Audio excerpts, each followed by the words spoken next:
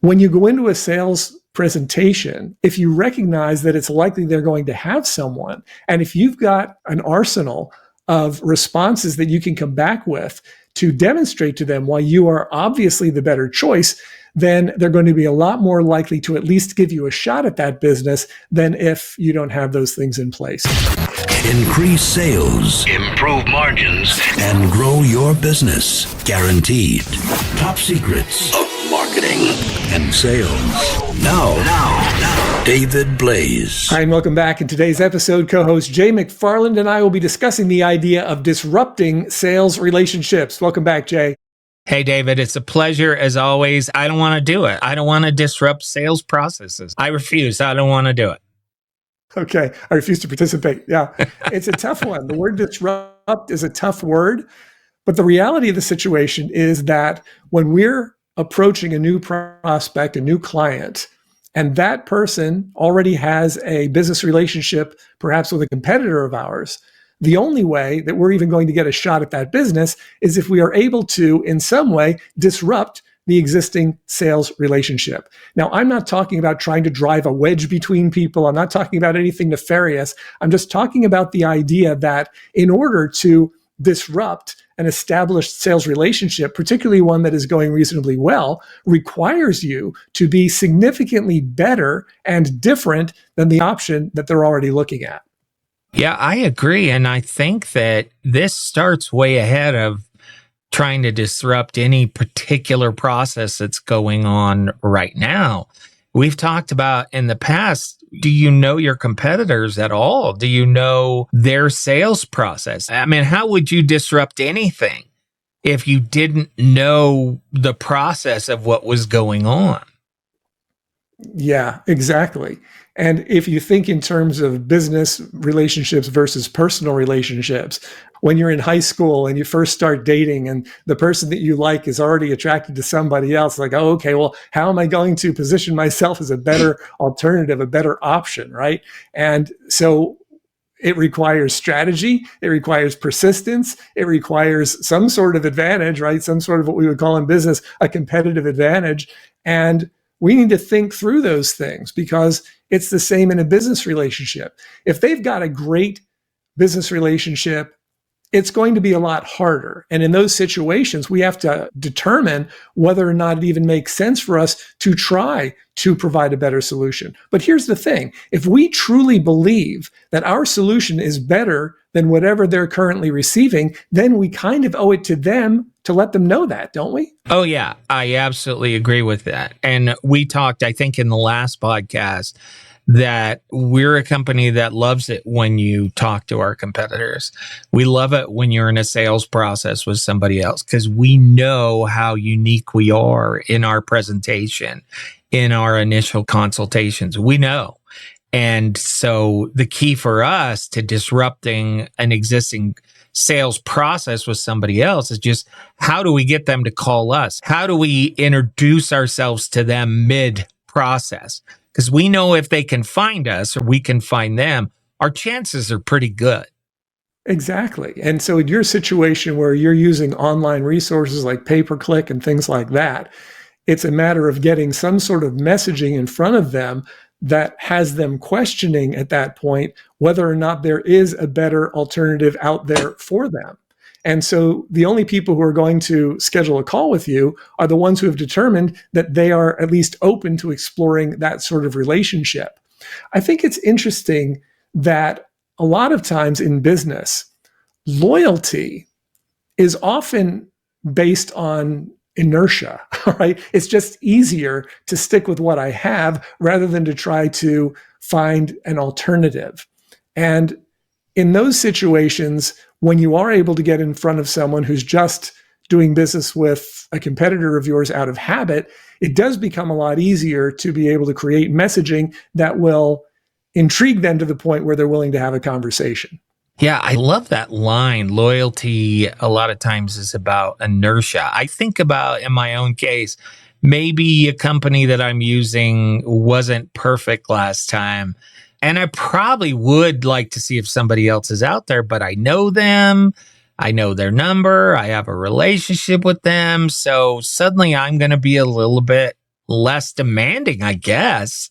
And that means I'm compromising on what I want. And that's not something that I should be doing. Yeah, I completely relate to that. We've had situations with some of the CRMs that we've used over the years where they're doing things that are just so incredibly frustrating and the support is so terribly bad. But the pain of having to move everything and switch everything over and all those dead links and all the things that go with it, it's like, okay, well, I guess I'll stick where I am. So in this situation where you're trying to attract a new prospect or client to you, you have to make sure that the rewards outweigh all the downside that comes with having to switch a relationship from the current one to the new one. Yeah, exactly. And so once again, you've got to identify what are the differences. Then you have to identify how are you going to get in front of them to even talk about your differences. And then there's the approach, because if your approach is to just bash the other guy, I'm sure you remember the Burger King and McDonald's wars, and Burger King, all their spots were just bashing McDonald's. And I'm like, I'm not going to stop going to McDonald's because you think that they're bad. Of course you think they're bad. You're their competitor.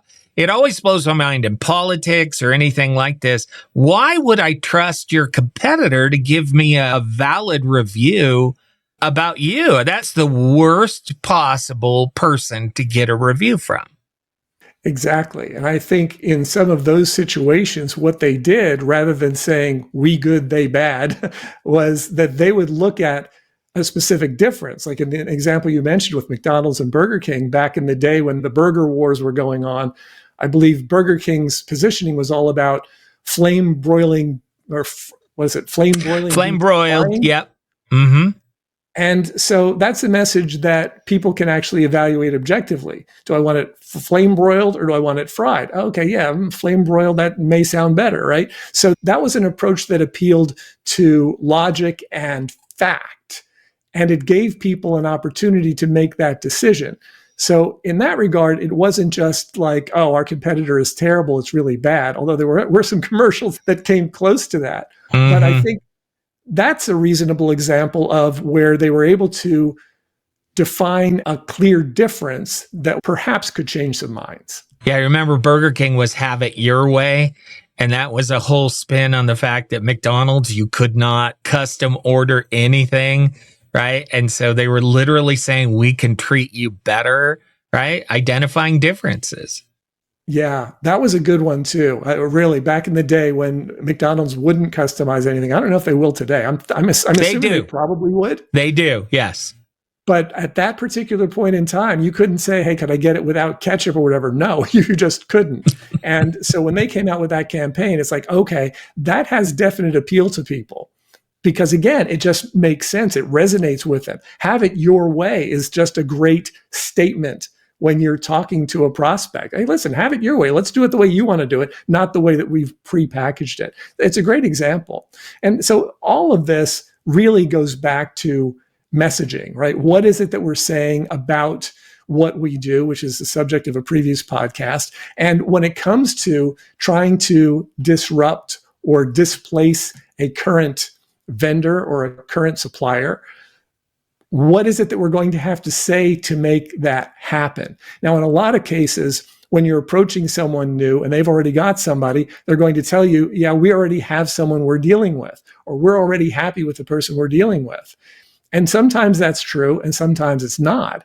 But if you don't have sort of a series of go-to responses about what to say to overcome that, you're pretty much dead in the water. Yeah, and it's really difficult cards to play, because if your whole thing is I'm just going to bash the person that you're working with, I've always felt like you're bashing me, right? It's like in politics, if I question somebody on your side of the aisle, it's like I'm personally questioning you. And so I'm never going to change your mind by attacking you. There has to be a different play there. That play could be talking about your services. So you're strategically bashing the other person, but not by saying in name. You're identifying a need that you can fulfill that is not being fulfilled right now. But if you think you're just going to attack the person they're working with, I've always felt like that was an attack of the person who you're trying to get their business from. Yeah, I think that's a really bad strategy. I think bashing your competition is just a really bad strategy. It works much better if you can think in terms of how can you outshine your competition, how can you outperform your competition, and how can you convey that in a way that doesn't bash them. It just points out the differences, like we were talking about in those examples from Burger King. It points out the differences, and then they can decide which of those approaches they like better. Because the whole idea of bashing competitors, most people, I think, don't like that because it forces you to engage in a level of negativity. Now, you're saying negative things, you're using negative words. If you know what your competition does not do as well as you do, and they tell you that they're using someone like that, there are ways that you can just ask them about their potential weak points without even identifying those as potential weak points. If you know that your particular competitor is not particularly responsive in terms to getting back to people, then you can say to them, oh yes, I've heard very good things about them. Are they pretty good with the responsiveness? Are they pretty good with the things that are important to you?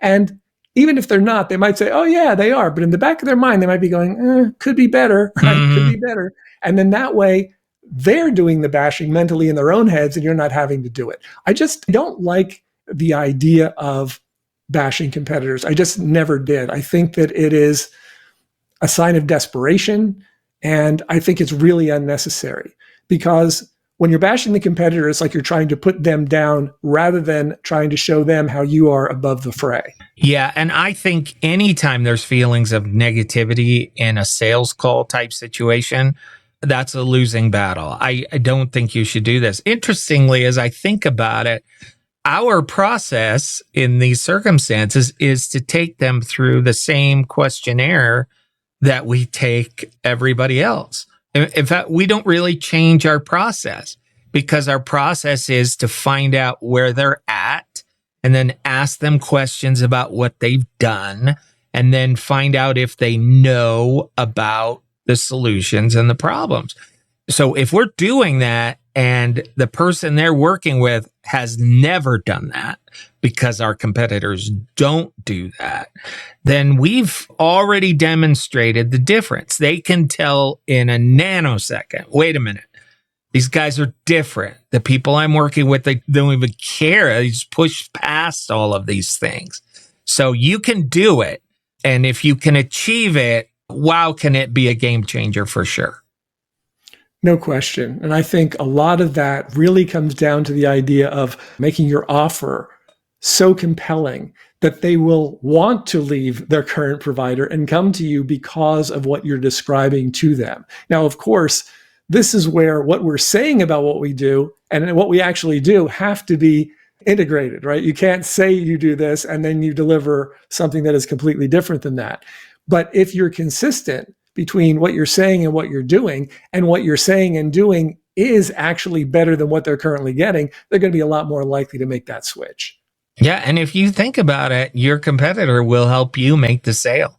Because if they're bad, if they're not good and you're leveling up, they're going to be like, why wasn't I with you in the first place? Right. And we get that a lot. So there is a way to do it, but very industry specific and unique. And Dave, that's why I think a call to you guys could really help them walk through the process. How do they find out more? Yeah, we'd love to have that conversation. Just go to topsecrets.com/call, schedule a call with myself or my team. The reality of the situation is that most of the people that you interact with, particularly the type of clients you actually want to have, probably already have a provider of the solution you provide, right? Because if they don't, then do they even need it? Are they early stages? Why don't they? Or they've at least had some experience with a competitor. So when you go into a sales presentation or even a prospecting session with somebody to try to find out if they are a potential client of yours, if you recognize that it's likely they're going to have someone, and if you've got an arsenal of responses that you can come back with to demonstrate to them why you are obviously the better choice, then they're going to be a lot more likely to at least give you a shot at that business than if you don't have those things in place. So once again, if you want to go to topsecrets.com/call, we'd love to have that conversation with you. Absolutely. And I know it'll be worth it. Thank you so much, Jay. Increase sales, improve margins, and grow your business. Guaranteed. Top Secrets. TopSecrets.com.